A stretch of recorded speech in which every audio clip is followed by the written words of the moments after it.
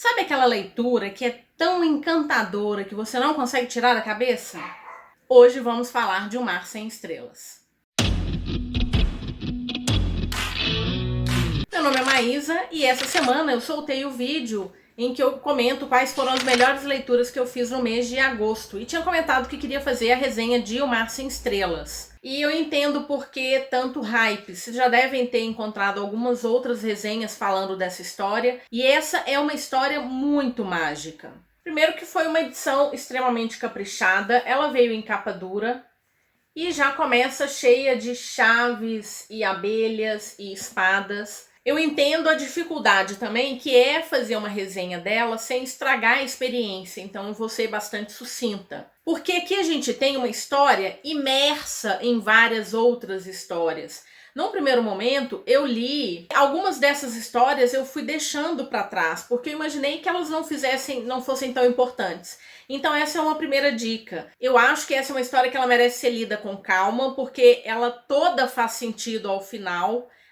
No meio do caminho a gente vai entendendo isso também. E ela é uma história que eu acho que vale a pena ser relida, sim. Eu resolvi esperar um tempo para deixar ela assentar e eu quero depois fazer essa releitura, porque realmente são tantas ligações com histórias que a gente vê lá no início e que a princípio eu não dei tanta importância, e elas são fundamentais para o entendimento dela. Então é uma história imersa de histórias. É um livro que vai fazer uma homenagem a tantos livros mágicos, com tantas histórias mágicas que a gente tem. O personagem principal aqui, o protagonista é o Zachary. O Zachary faz o mestrado dele em mídias emergentes. Ele trabalha com jogos. Entre o final de um semestre e o início de outro, ele vai muito à biblioteca, porque ele é um leitor assíduo. Um dos livros que ele pega é um livro muito diferente, inclusive ele não está catalogado na biblioteca no primeiro momento.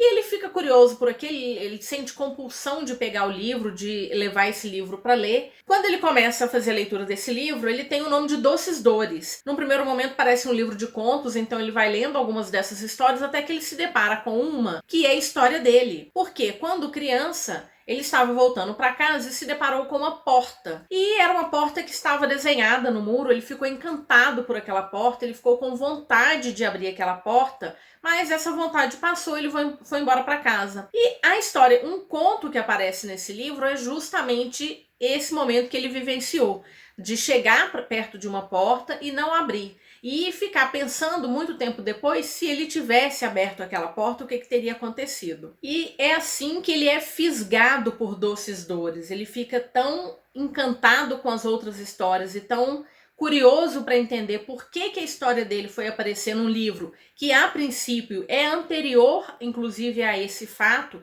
que ele vai atrás de elucidar esse mistério. E já começa por aí. Esses contos todos, eles são importantes para a história. É importante que você fique atento e leia esses contos todos que aparecem, porque ele vai contando a história do Zachary e ele vai contando as histórias que estão dentro do livro do Zachary também. Num primeiro momento, parece que é um patchwork de histórias, mas elas vão fazendo sentido em algum momento. Bom, mesmo que sejam histórias extremamente fantásticas, porque elas vão contar histórias de aventuras, parecem contos de fadas, ela vai contar histórias de piratas, uma história de uma biblioteca mágica, uma história sobre acólitos, sobre guardiões. Talvez justamente por isso, esse não seja um livro indicado para qualquer leitor, porque são tantos personagens e tantas histórias acontecendo que não é todo mundo que vai ficar imerso. Ele não é um livro para ser lido rapidamente, ele é um livro para ser degustado. Um outro ponto que é importante frisar é que ele parece caótico justamente por conta desse tanto de informação que acontece. Mas não se engane, vai haver uma finalização. Essas histórias todas elas vão convergir para um determinado momento que é crucial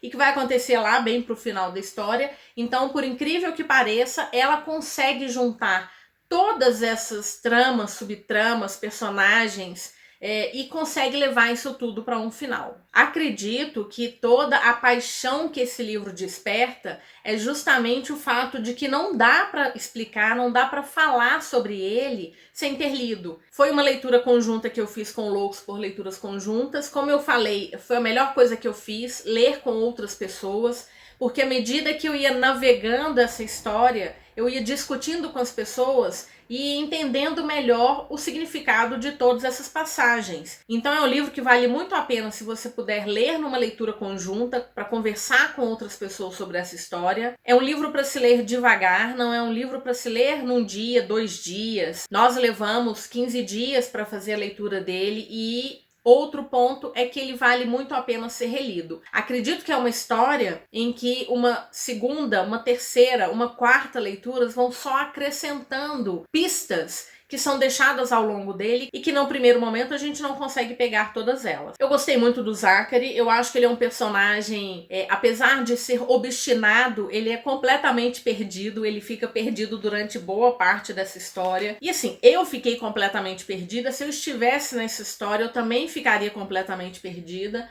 não recrimino por isso, mas eu acho interessante como é que ele ficava tentando entender o que estava acontecendo e mesmo que ele não entendesse o que estava acontecendo, ele se jogava. Acho que o fato dele não ter aberto aquela primeira porta o fez mais ousado para abrir qualquer porta que surgisse daí em diante. Gostei também muito da Mirabel, ela é uma personagem completamente louca, de cabelos cor-de-rosa. Quando eu fui entendendo melhor quem que era a Mirabel, fiquei mais encantada ainda por ela. O Dorian é um personagem delicioso, completamente misterioso e que a gente também vai entendendo melhor ao longo do livro. E uma outra personagem que eu não dei muita importância para ela e que ao final se tornou grandiosa foi a Kate. A Kate é uma amiga fiel do Zachary, aquela amiga que faz um cachecol da Grifinória pro seu melhor amigo. Ela cresceu bastante e ao final realmente a gente tem um protagonismo em cima dela que eu achei interessante. Foi uma outra personagem que valeu muito a pena conhecer. O que vale mencionar é que é uma história que ela faz uma declaração de amor ao livro,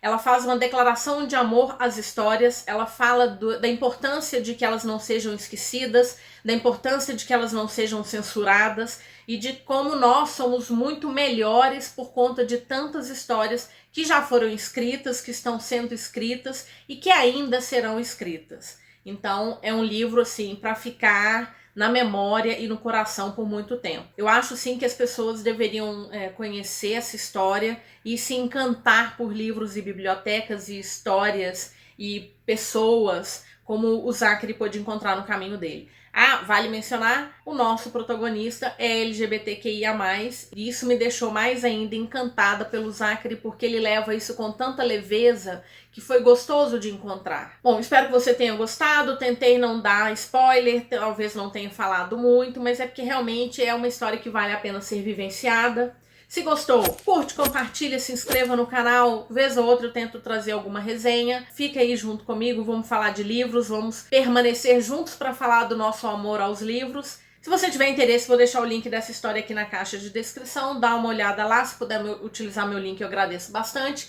Me siga nas outras redes sociais, Instagram, Scoob e Twitter. E nos vemos nos próximos vídeos falando, como sempre, de boas histórias. Muito obrigada e até mais.